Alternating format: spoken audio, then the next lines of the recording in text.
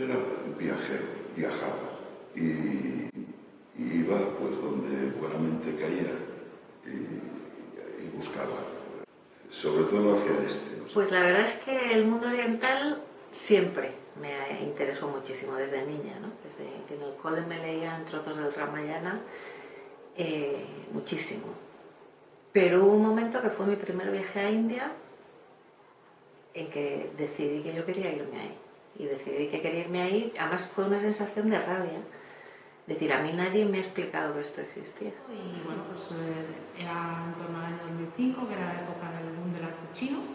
Y entonces, bueno, pues yo enseguida me interesó muchísimo, me puse a estudiar chino, me fui a Taiwán, me fui a Francia, todos los sitios que pude para aprender chino. Y bueno, primero me fui a Taiwán y de hecho yo me especialicé en Taiwán, en el arte contemporáneo de Taiwán. Y después, pues bueno, me dieron una beca de la Fundación ICO para ir a China, a Pekín, y allí estuve 2 años estudiando chino en la Universidad de Pekín. Me pareció que era el lugar donde estaban pasando las cosas. Pues yo me formé en filosofía comparada en Málaga y tuve una beca de estudios en la India. Nace un poco de la relación con Chantal Mayar, que ella fue mi profesora y dirigió mi tesis doctoral. Y entonces pues un poco fui siguiendo sus pasos. A India estuve en Viena de 2 años, estuve profundizando en aspectos de la filosofía relacionada con el tantrismo y derivaciones hacia la estética también. Estética y un poco teoría del arte. Podríamos pensar que hay un primer momento, cuando llegamos al siglo XX, con la modernización en general de las vanguardias, pues sufren estos países una especie de colonización artística también por parte nuestra, ¿no? E intentan imitar nuestros modelos. De repente el desnudo, que es una cosa muy consolidada en los géneros occidentales, pues empiezan a hacer desnudos en escultura y en pintura, y es una cosa muy graciosa, ¿no? Que en esa época, pues para sus valores culturales, pues era totalmente contrario. Se ponen a pintar al óleo, también es muy contrario a sus orígenes. Entonces hay un periodo como hasta los años 50 o 60 que están como muy influidos, ¿eh? Japón, que nunca sufrió un colonialismo físico, digamos, por parte de Occidente, sí se deja voluntariamente influir a ese nivel. Y parece ser, según yo entiendo, pues que ha habido siempre momentos donde ellos buscan en sus raíces premodernas también, en buscar inspiración de ellas. Y tal vez a partir de los años 60 se hace más fuerte esa reacción de buscar inspiración, por ejemplo, volvemos a las artes plásticas, pues en las técnicas de la pintura tradicional china o sumi, pues hay una serie de artistas que se dejan influir, en la performance también, pues el influjo del budismo y de las tradiciones, pienso sobre todo en Asia Oriental. Es muy importante y yo creo que todo eso va parejo con el hecho de que las vanguardias occidentales también desde su inicio tienen una muchísima mayor apertura a la inspiración en otras culturas, precisamente porque no son miméticas, no son naturalistas, ¿no? Hay una mayor relación del arte con la vida. Muchas de las proclamas del arte moderno de vanguardia ya de suyo están como favorecidas en esas artes premodernas no occidentales. En los años, en la década de los 80 finales, yo vivía en París y en el 89, yo eso lo tengo muy bien localizado, en el 89 se produce una exposición en París que se llama Los Magos de la Tierra, a la que yo asistí y que me causó un profundo impacto. Esa exposición es una experiencia de la primera gran exposición mundial, una experiencia que pretende reunir a todos los artistas del mundo en torno al arte, al término arte, sin distinción de occidentalización ni de un gran fracaso. A su director le costó el cargo y además estuvo 11 años sin exponer prácticamente. Fue la exposición más criticada de aquella época y sin embargo todos somos hijos de aquel fenómeno. O sea, a mí como artista me conmocionó, me produjo un trastoque mental bastante importante. Y eso también me produjo que yo me fuera a la India buscando lenguajes. Y después que yo procedo de una generación que quizás sea la generación de los 80, que es la generación de la transvanguardia italiana, del neoexpresionismo alemán, el final de las vanguardias y lo que yo le llamo la época del desencanto. O sea, Nosotros dejamos de creer en el progreso de Occidente, en esa ascensión que podían creer los impresionistas, los movimientos de vanguardia. Bueno, pues pienso, como también otras personas, ¿no?, a las que has entrevistado, creo, que conozco, que estamos asistiendo a un escenario globalizado y transcultural. Se habla mucho hoy de transculturalidad sin saberse muy bien qué se quiere decir con ello, ¿no? Y hay un filósofo ahí que se llama Wolfgang Belsch, que es alemán, que ya en los años 90 definió lo que él entendía en esa época, final de los 90, por el término transculturalidad, en relación con las artes también. Y bueno, y es un poco lo que todos más o menos sabemos, sin profundizar tanto, el hecho de que nuestras sociedades están muy permeadas de diversas culturas, son muy híbridas o criolladas, o queramos decir, hay distintos términos. Y el arte que se hace hoy, pues es un lenguaje que de un modo muy abierto hace uso de distintas tradiciones culturales, de modo que la pregunta por la identidad del artista o de los artistas contemporáneos se ha enriquecido con una serie de niveles de diálogo entre distintas culturas. Entonces, esa es un poco la cuestión, dónde situarnos, dónde definirnos y cómo nuestro trabajo nos define, sin tener una sola cultura y sin tener ese contexto de una cultura diáloga con otra, sino que tenemos ya mucha mezcla y asistimos a la creación de algo nuevo, ¿no?, de un momento nuevo, de mayor apertura a ese nivel, menos pureza, pero tal vez una contaminación que también esa porosidad sea buena. En India es que yo creo que nunca se ha perdido la artesanía. No ha pasado como en África, por ejemplo, sí. En África ha sido un desastre, ¿no?, la colonización y la descolonización, y ha habido un vaciamiento cultural enorme. En India eso nunca ha pasado, la artesanía está viva de una manera apabullante. Y precisamente una de las reivindicaciones de los pensadores actuales, contemporáneos, está en reivindicar lo propiamente indio, esa tradición que nunca se ha llegado a perder. Y además es que creo que hay una barrera ahí entre arte y artesanía que está forzada económicamente. Hay otros registros, pero el económico es muy importante.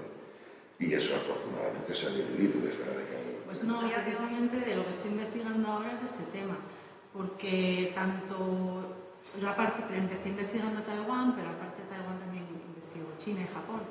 Y lo que estoy viendo es que en el arte asiático, también en el arte surcoreano, contemporáneo, hay muchísimo interés por utilizar ciertos aspectos de la tradición de su cultura y aplicarlos de ciertas formas, cada artista lo utiliza de un modo distinto, en el arte contemporáneo, ¿no? Yo sobre todo, como te digo, pues hablo investigo fotografía y videoarte. Pero yo creo que tanto en Japón como en China, que es lo que yo más estoy estudiando últimamente, hay muchísimos artistas que están volviendo a esa tradición, ¿no?, y utilizando estas bases, ¿no?, de nuestra tradición para contar nuestra historia, ¿no? O sea, no utilizar los discursos que vienen de Europa o de Norteamérica, sino contar nuestra historia y contar por nosotros mismos, ¿no? Entonces esto también tiene que ver con los estudios postcoloniales. El día de hoy, ¿no?, siendo este el escenario que es, pues poner mucho énfasis en que la procedencia de un artista sea oriental u occidental, sí que parece que carece de sentido. Muchos de estos artistas. Y ellos muchas veces, pues en sus trabajos, como un artista que hay aquí en el CAC, que te podría mencionar su obra, hablan del nomadismo, del que está hecha sus propias vidas y con cuya obra, digamos, intentan resolver esa pregunta sobre quiénes son, cuál es su identidad. Entonces es un poquito superfluo a ciertos niveles, pero no está de más porque los grandes modelos de pensamiento y de valores de culturas, ¿no?, Oriente, Occidente, son muy vagos y generales, pero siguen estando operativos en nuestra manera de trabajar, en nuestros sistemas económicos, políticos, y eso ya es un poco también el tema de la globalización en nuestros días, de que es el modelo occidental el que impera a otros niveles y que influye en las artes. Sí, sobre todo ahora, yo lo que veo como dos capas, ¿no?, de interpretación. Una capa que es que en la época en la que vivimos, que de la globalización y que es todo internacional y estamos conectados, ¿no? Ahora mismo yo estoy aquí, pero yo vivo en Pekín y tenía en el autobús delante una china que estaba utilizando los mismos sistemas, los mismos medios de el WeChat, pero la versión china, que es la que yo utilizo, posiblemente ya sea también de Pekín. O sea, hay una serie de conexiones y de situaciones que por las características de cómo es ahora el mundo, que creo que se tiene que hablar desde un punto de vista de lo que es lo universal, ¿no? Lo internacional. Pero hay una segunda etapa que es la local, y esta no la podemos obviar ni pensar que no está ahí siempre, ¿no? Lo que es lo local. Y en este caso, por ejemplo, los artistas chinos están intentando pues hacer una red que combine estas dos cosas, ¿no? O sea, yo la verdad es que empecé a trabajar en arte antiguo de India. Y luego la vida es tan rara y da tantas vueltas que acabé dando clase en el Departamento de Arte Contemporáneo de esta facultad. Entonces, por obligaciones académicas tuve que empezar a dar clase de arte occidental contemporáneo. Entonces me empecé a interesar muchísimo por el encuentro de Oriente y Occidente en el arte. Y me di cuenta que los artistas es algo que ven mucho más evidente y viven mucho más intensamente y no tienen ningún problema a la hora de enfrentarse a este asunto contra lo que ocurre con los teóricos, que muchas veces no son capaces de mirar más allá de sus propios ombligos, ¿no? Y después lo oriental no existe. O sea, lo oriental lo creamos los occidentales. Eso hay que ir al libro Orientalismos, de Edward Said, que es uno de los grandes libros, es un libro ya editado en los años 70, creo. Y él dice que el concepto oriental es un concepto que hace Occidente para disgregar, o sea, para crear un núcleo apartado de Occidente, que es otra mentalidad.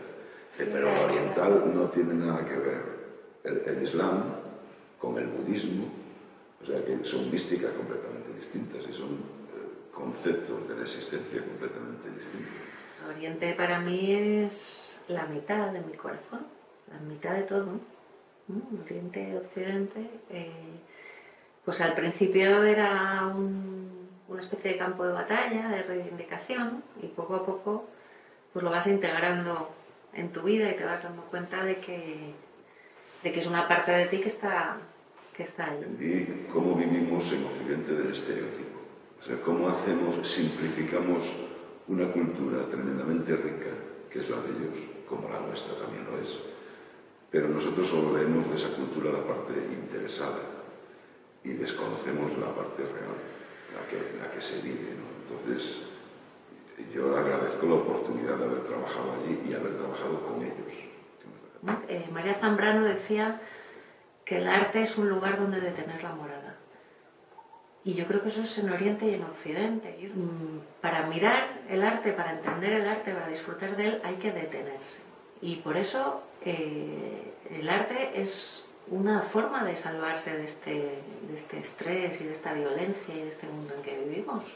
Es un medio, pero no porque sea oriental ni occidental, sino porque es arte. Que ellos nos conocen más a nosotros que nosotros a ellos. Y yo creo que este es un problema que tenemos los occidentales, y ahora que China está teniendo esta importancia en el mundo, ¿no? Y que la importancia que va a tener en los próximos años, ya no solo económica, sino cultural, tenemos que conocer China y tenemos que conocer de qué va China, ¿no? O sea, su historia, su política, su sociedad, su arte, ¿no? Y el no conocerlo es estar ciegos, ¿no? Entonces, bueno, pues creo que hay que hacer un esfuerzo por decir, bueno, nosotros somos una cultura, una civilización que está en decadencia, y lo que viene pues es lo suyo, y aceptar un poco esa historia, ¿no? Y intentar entablar un diálogo también con Asia, porque bueno, el caso de China, yo lo que sí que me he dado cuenta viviendo allí, que muchas veces pues van comisarios de exposiciones o directores de museos, es que no saben nada, no tienen ni idea, ¿no? O bueno, conocen ciertas cosas, pero de una forma muy superficial, ¿no? Entonces, ahora sí que, bueno, pues empiezan a haber pues, ciertos investigadores, incluso, por ejemplo, aquí en Foto España, ¿no? Hace unos años Gerardo Mosquera, el comisario general, invitó a Fumion Anjo, este comisario tan importante de Japón, o a Juan Du, pues otro comisario chino, a hacer sus propios shows aquí en Foto España. España, ¿no? Entonces, ese tipo de apuestas es lo que creo que hay que intentar hacer, ¿no? Intentar invitar a esa gente a venir aquí, nosotros poder ir allí y entablar todos los diálogos que sean posibles. Bueno, pues el arte contemporáneo todavía es una cosa minoritaria, todo hay que decirlo, ¿no? Y bueno, creo que hay una gran labor que hacer por parte de nuestros sistemas educativos. Entonces, hay cada vez una familiarización mayor con ese lenguaje, pero también me atrevería a decir que es bastante superficial después de todo. Entonces, pienso que es un reto interesante que digamos que pedagógicamente nuestros sistemas educativos se den cuenta de que hay un lenguaje muy interesante detrás y muchísimos valores que compartir a través del arte contemporáneo, pero sigue siendo, ¿no?, por su propia trayectoria desde sus orígenes, muchas veces un lenguaje para iniciados que no llega a la mayoría de la población. El reto está, creo que cada vez va a haber un acercamiento mayor, pues por las tendencias de nuestra sociedad a nivel educativo, pero también hay que tener cuidado con no utilizarlo simplemente como un instrumento de consumo más, ¿no?